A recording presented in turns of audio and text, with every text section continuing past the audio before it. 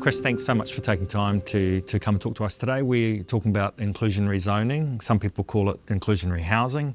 It could be in some ways referred to as a form of value capture. Can you help people who maybe aren't familiar with these planning instruments in plain English?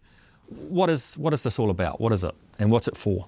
Oh, that's a tough one to start with, putting it in plain English, because they're rather complicated topics, and the language around it isn't real accessible. And I think that's been one of the difficulties in discussing it.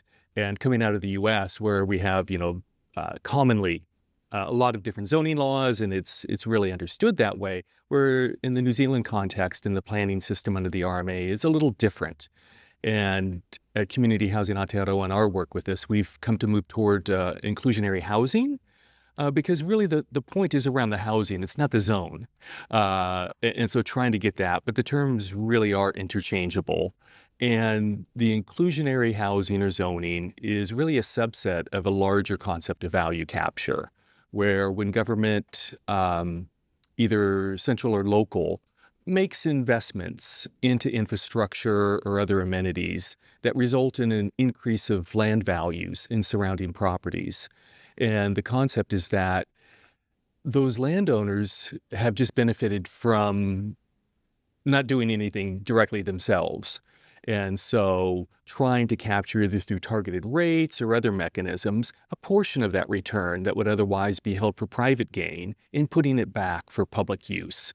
Classic examples of land value capture are, say, when a community invests in large-scale transit projects.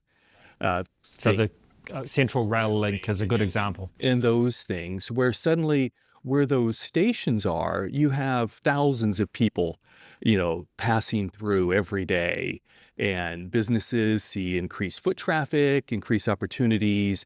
They become attractive places to live if it's connected to where nodes of employment are. And so there's a value uplift that occurs.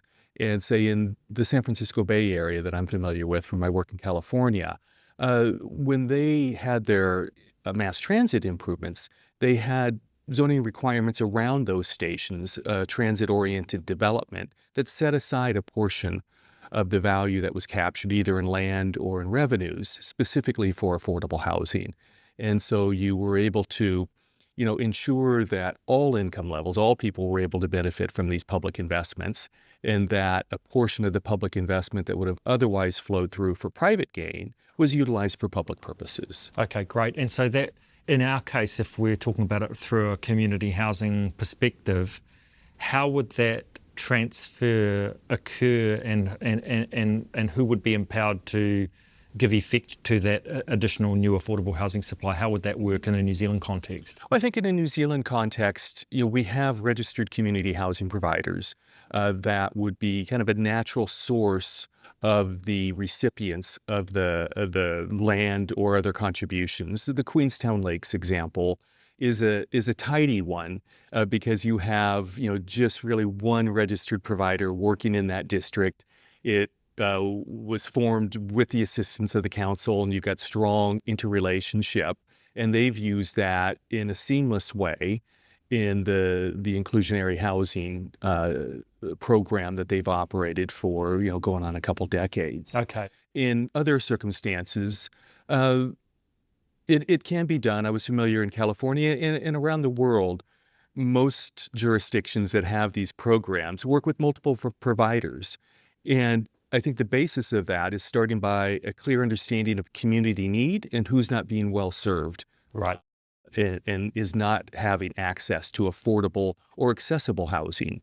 And so if you start from that viewpoint of who are the populations, who are the people, what are the typologies that are missing from our market delivery system, and then work from there. And so it could be, you see a real need for housing for older people, retirees who in New Zealand on superannuation and just can't afford market rents. Or it could be specific populations, multi-generational, intergenerational housing. It could be for persons with disabilities. And so you may find then specialist providers on a particular site, and say if the site was close to schools and employment, that could be good for multi-generational. If it's a site close to, say, a hospital and other, say, age-friendly facilities, that would make sense for that site to be worked through with a provider that specializes in that. Yep. And so it's really understanding your community's need, understanding who the local providers are, and then having a vision and a process to have those allocations of the resource that's provided. Interesting. Now, there's a raging debate across New Zealand at the moment, particularly with regards to cost of living, but also to do with key workers and the labour market. Where did you first encounter inclusionary housing, inclusionary zoning, and is it fair to say that you think it's a helpful instrument? It's an instrument that can help when well done and well designed.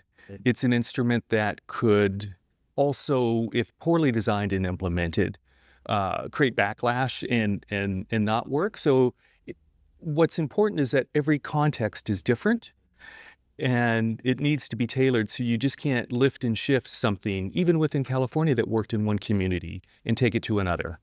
So I think what's important is that it is tailored and it's thought through. And so I first encountered this in the mid to late 90s when I started working in affordable housing. And it was a concept that had been in place for a decade or two in communities, and others were looking at it and adopting it. And it had varied outcomes based on the community. And some worked very well and others didn't. And some of those communities, I think, frankly, was by design. Okay. Because of requirements from the state of California onto local authorities to have programs in place to deliver affordability. And so by adopting the program, even if it was unworkable, those local authorities could tick the box. And so wealthy enclaves that preferred to have essential workers drive in and not live amongst them created these mechanisms that didn't deliver true affordability. Yeah. Okay. So but they had a policy in place, and so that's where I think it does need to be, localized. A couple of points you're raising there that I'd like to unpack a little bit. Number one is that in other conversations we've been looking at the importance of some form of central government legislation or position on this, because at the local level it becomes vulnerable and you have councils or city councils being got at through resistance of various forms. But you're also talking about the ability to adapt in the local context. Pros and cons, what do you see in that space? Because we've had a little bit of a start in the New Zealand context with Queenstown Lakes. There's a little bit of that going on in the Waikato at the moment as well, and in some other areas where philanthropists have got involved. How does that work, and what's the role of a central position to support local delivery? Well, I think it's critically important to have the guardrails in place and the clear enablement. And in my experience over the last dozen or so years working in housing in New Zealand, it has been identified as a barrier. And we did work at Community Housing Aotearoa in exploring kind of the experience with inclusionary housing, the old AHITA legislation, the Affordable Housing Enabling Territorial Authorities Act, that did lay out a national process, but was rescinded upon a change of government before anybody was able to utilize it. And so we put out a series of 3 papers, and the third one really lays out our view of what's required. And in terms of the legislation, we say we need clear enablement at the national level for local authorities, and then to put requirements for the local authority into regulations to see how it would function. Because we know once an act is passed, it's often very difficult and often a decade or longer before it's really opened back up.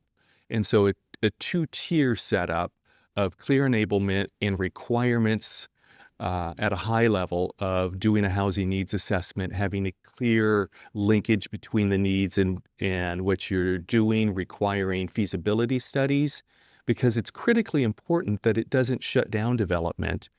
Private development has a tremendous role to play, the major role in providing good quality housing for New Zealanders. It will always come from the private sector. And inclusionary housing only works when the private sector is building. And so, it needs to work with those developers to put in place a mechanism that is clear, is certain, and is easily known. And we think within New Zealand, and Minister Bishop in talking about going for housing growth and the 12 or 1,300 different zones that are currently in place, and comparing it to Japan, I think he said with 13, we need to standardize and simplify. And so that if you're working in Queenstown, Auckland, Rotorua, the basic framework of the program would remain the same. The specific housing needs that you're trying to meet, the typologies that are required may change, but the legal instruments and how the land or the value would transfer from a developer through a local authority and then to the eventual provider of that housing is important. And we also think that long-term retention needs to be baked into that. What do you mean by long-term retention in this context? That the value that is transferred, whether sections that are ready to build or monetary, if that is allowable, is retained in perpetuity. Okay, and so the best mechanism for that presumably would be? It would be through working with registered community housing providers, because they do have a regulatory authority that oversees their activities and they report to annually. And also we would like to see it within those registered providers who are also registered charities or established on a not-for-profit, not-for-dividend status. And then it would also need to enable iwi and Maori providers, so hapu or others, in corporations that have that long-term view and have a communal interest in mind and ability to hold assets long-term. Brilliant. For now, given the prevailing context within which we're all living here in New Zealand, where we have significant challenges in terms of cost of living, we have a position where there is very limited funding and investment in new affordable housing supply in the form of various subsidies.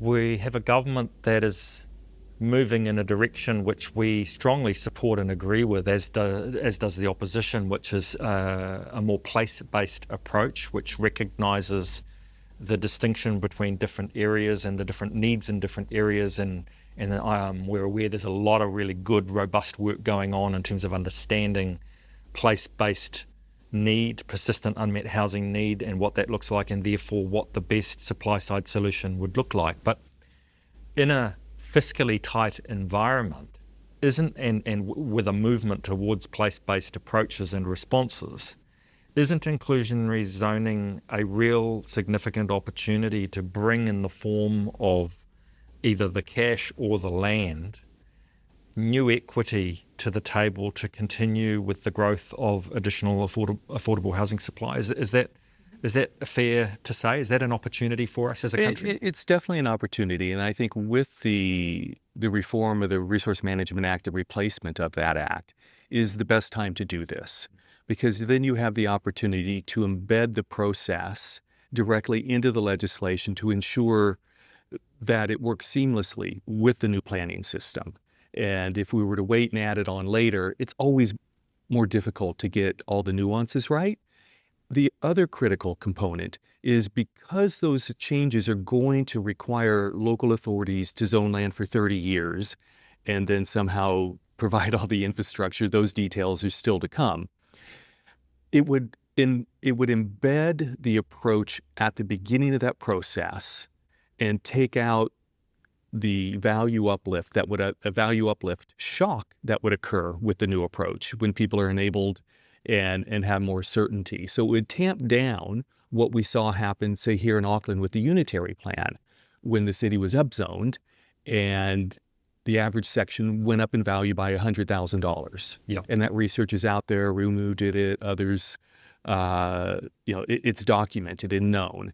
Those landowners did nothing to create that value. It was a change of government policy that created more value by being able to put more units and higher densities onto that site.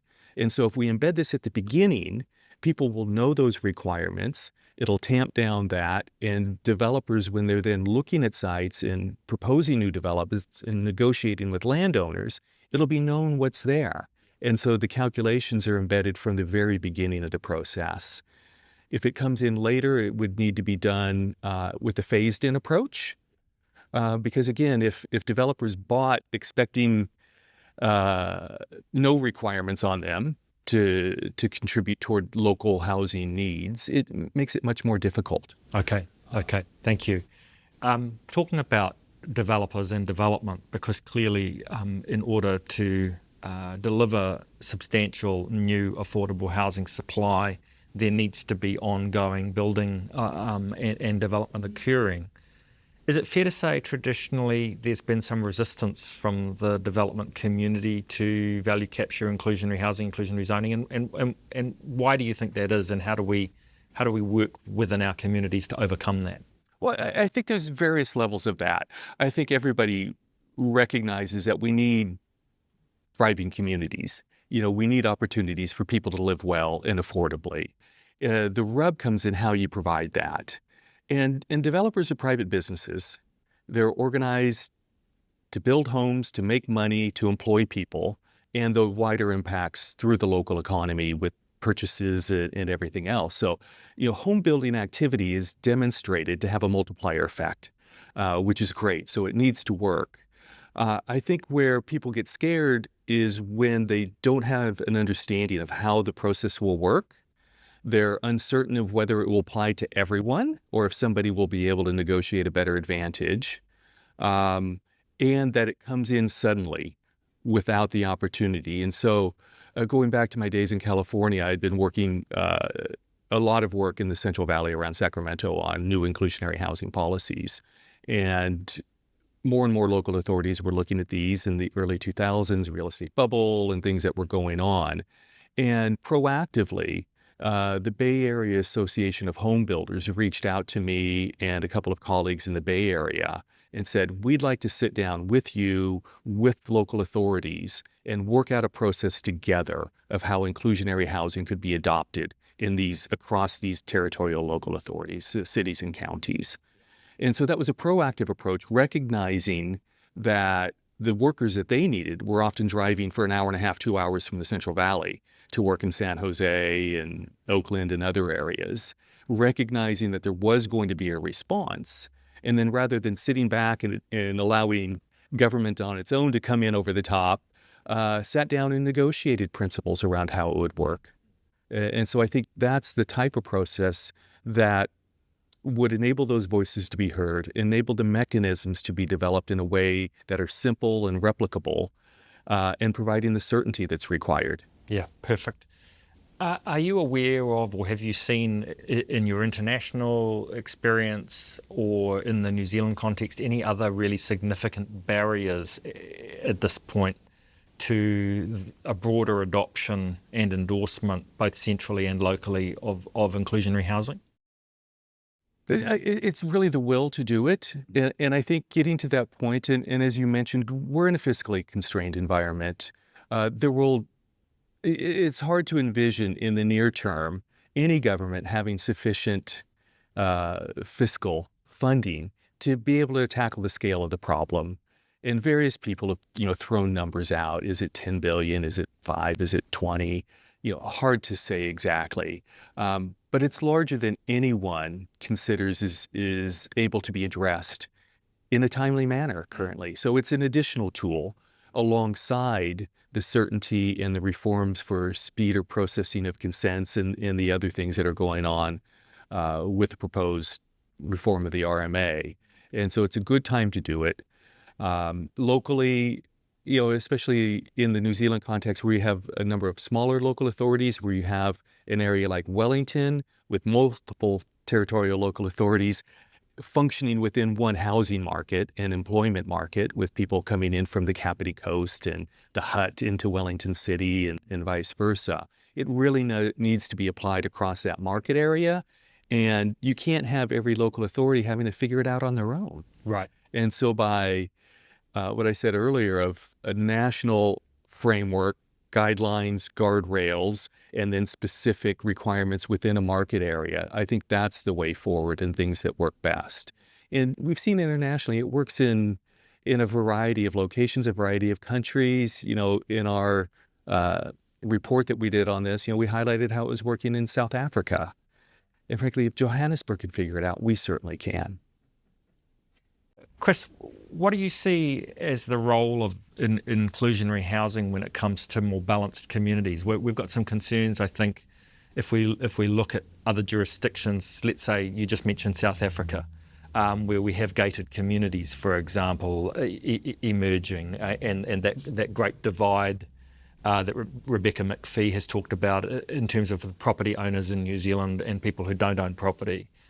Is there a role for inclusionary housing with regards to diversity and inclusion? Oh, definitely. And thank you for bringing that up. I think we often get so focused on the technical aspects and the legal aspects that we forget that fundamentally inclusionary housing is around ensuring that all people are well housed within our communities. And the great thing about it is when land is provided within new growth areas, it ensures that those new growth areas are providing homes for everyone that's represented within our communities. So it isn't just people of a certain income band that are able to buy there and a certain typology. So what we see commonly is lots of 3, 4, 5 beddy developments. And over time, kids grow up, move away, parents reach the age of wanting to retire. They want to stay within their community, within their church, rugby clubs, and those things. And they look around and they don't see any homes that meet their needs for accessibility or for typology and size. They're tired of a 800 square section and maintaining that, and want something smaller and easier and that better meets their changing life circumstances. And through inclusionary housing, you can bake those in from the beginning so that you end up with a mix of typologies right at the beginning, and that community is able to grow and age and still move around. So maybe people who were young people that were still in training, still trying to get their working and employment lives improved, that do so then have an opportunity to shift maybe the next block over into a 3-bedroom home as they form a household and start to grow their family. And I think it also ensures, as I mentioned earlier, multi-generational opportunities could be there, and specifically for persons with disabilities. New Zealand is well behind the rest of the developed world in requirements around accessibility in residential housing.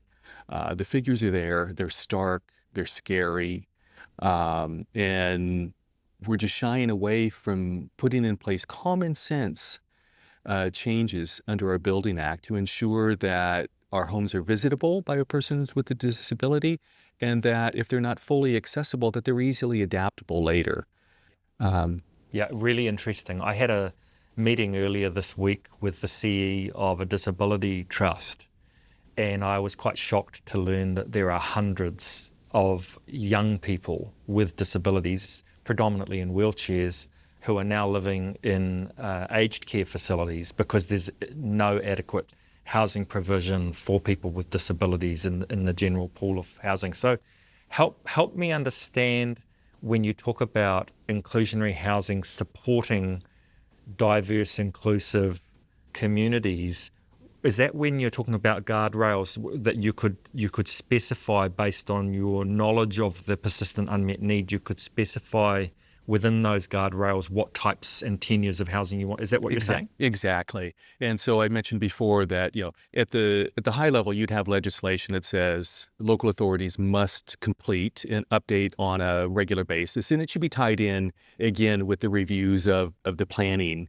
that are baked into the new legislation. They have to complete a housing needs analysis and understand the makeup of their communities. Right. And so that would be looking at age brackets, probably 5-year brackets. It would be looking at household composition. Are they singles, couples with children, multi-generational, and then persons with disabilities, and by ethnicity? Because, we know a few things very well. We know that Maori and Pacific and elderly and youth and disabled people are not well served in most of our communities. Yeah. Whether that's by typology or affordability or a combination of those things.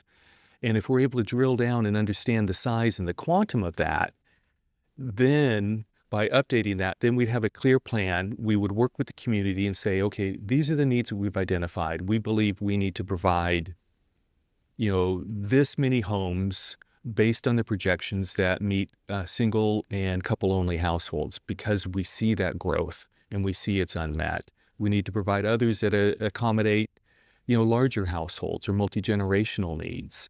And then when the inclusionary opportunities come forward in the form of land, you could then match those with the appropriate places. I think I mentioned before, something near, schools, employment, and things like that, great for family opportunities, things near healthcare resources, or maybe a disability services provider with daycare and other services, good for serving disabled people. But then having a mix of those, so it isn't just blocks of one or the other, but they'd be appropriately sited throughout our new growth areas. Excellent. It sounds to me like there's a tremendous opportunity here, actually, given the significant legislative reform that's occurring in New Zealand with RMA and with the current going for growth parameters, in a way that we haven't in New Zealand had that level of intent and long-term planning around reflecting with our supply the persistent unmet need now, but also projecting that into the future. We used to do a good job of planning our housing system and making sure that demand and supply matched up somewhere in the middle, but we haven't been so great at that for the last 2 or 3 decades. Is this a moment in time where maybe we could use this opportunity that we've got before us at the moment as a nation to design a more responsive housing system? I sure hope we take advantage of this. Yes, I do think there is that opportunity. And I think at this point, everyone agrees there's a problem. Yep. Everyone agrees that our planning system needs some reforms. It needs to be more certain, and it is easier to navigate with greater certainty.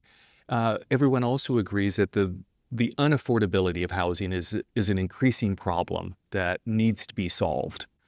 And so I think bringing those together in a package is a great opportunity, because otherwise what you see is a growing divide between homeowners and non-homeowners, and also generationally. And I think it's starting to drive wedges. You mentioned gated communities, and those were common in California and many parts of the U.S. where you'd have just a mono-tenure and put the walls up, and that's not the New Zealand that I saw when I arrived, and the types of communities that I see in Wellington that have a real mix of housing typologies, that still have the corner dairy, that will have a 4 or 6 flats next to a large single family home with 3 or 4 bedrooms and a large section, and just pepper potted around. And I think those are the types of communities that we need to make a decision. Is that the way we want to go? Or do we want to continue to build large swaths of 3, 4, 5 bedroom homes, requiring cars to commute to employment, and then requiring other people that can't afford to live there to come in and provide the basic services that we need? Yeah, Chris, do you have any views? Are registered community providers, charitable providers, arguably better equipped to be the implementers of inclusionary housing in the New Zealand context? In some respects, yes. And I think what we see, Kaingaora has a special role, an important role, and needs to continue in that role around the provision of state housing.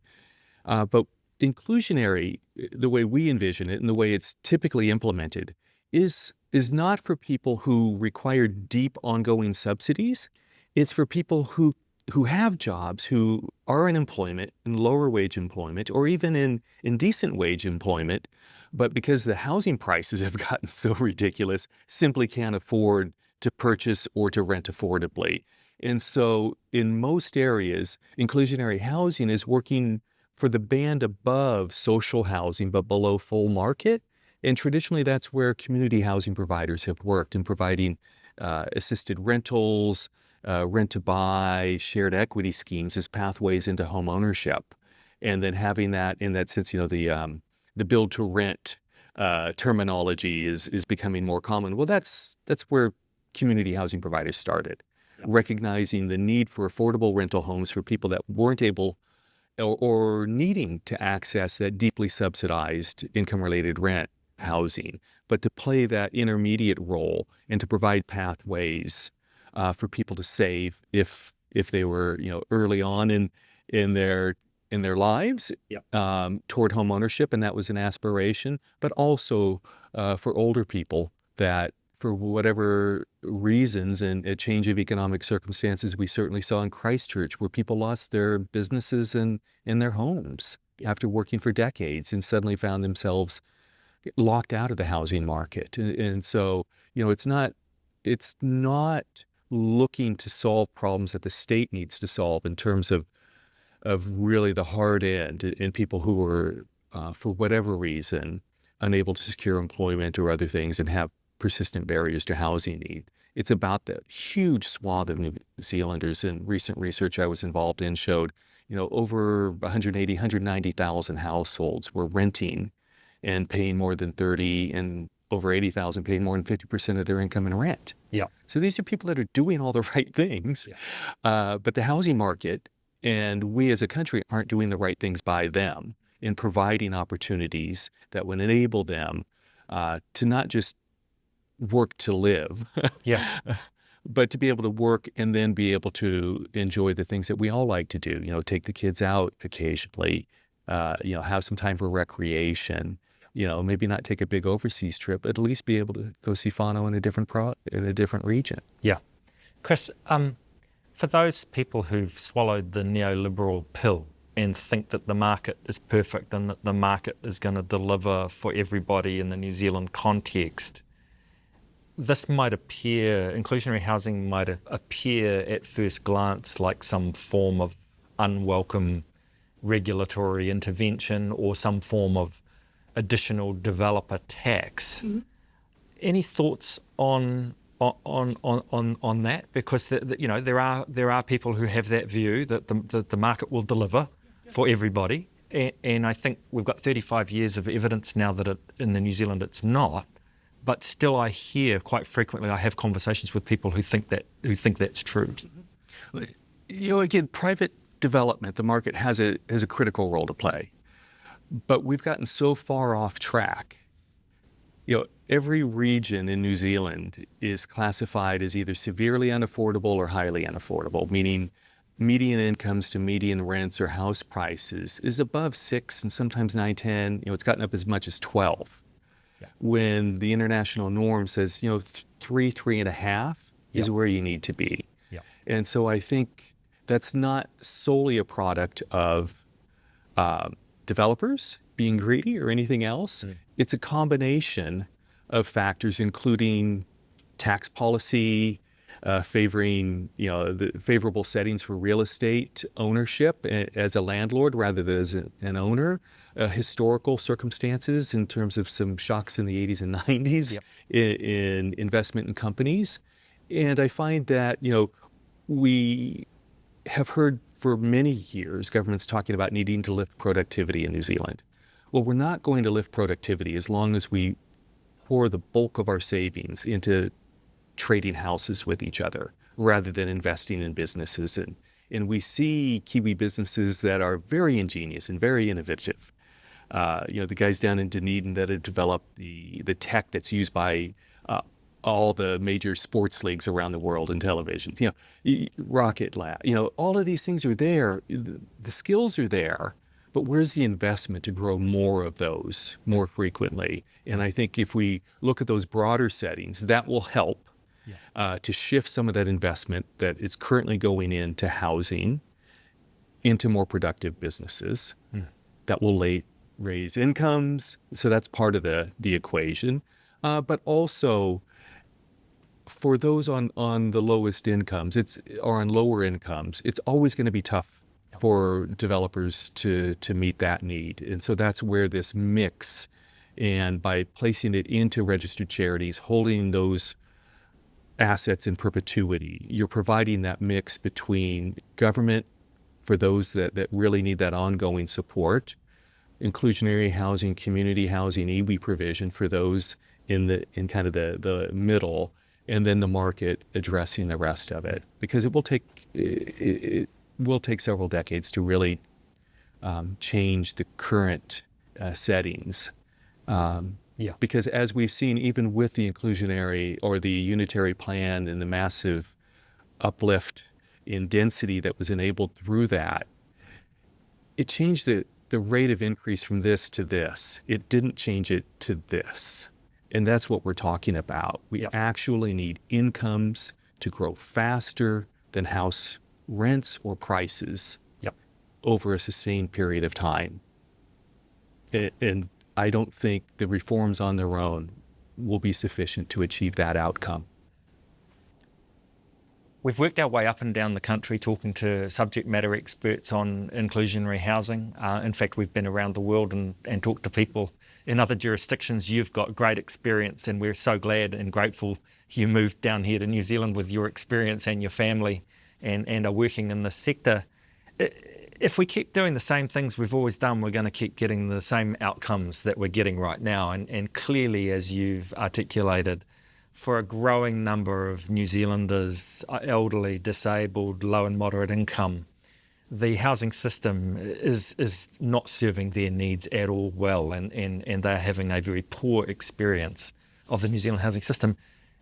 Is there an argument here for us to go a little bit number 8 wire on this one as Kiwis and just give inclusionary a go? Is it worth having a crack at it?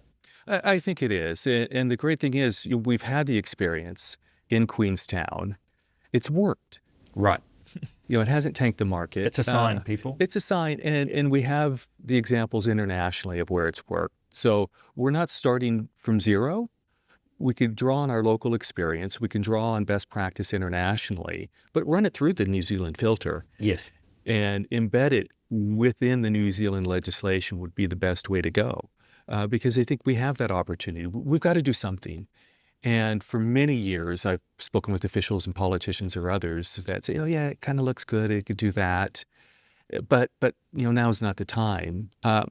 When is the time, if not now? Yeah. And no one over the last 10 years that Community Housing Aotearoa has been pushing for this has identified a different option to address our needs. Or a better option, yeah. And so if we don't have anything else to hand, why aren't we using the tool that's there in front of us? Yeah. Yeah, great. And I love the idea of when there's that value uplift, which the landowners haven't contributed to by investing in the development of that land, just capturing a little bit of that for future generations and for the benefit of the community, and setting that aside forever for affordable housing is a very elegant, community-minded way to go. Definitely. Hey, Chris, thanks for talking with us today. Really appreciate your time. No, thank you, Paul.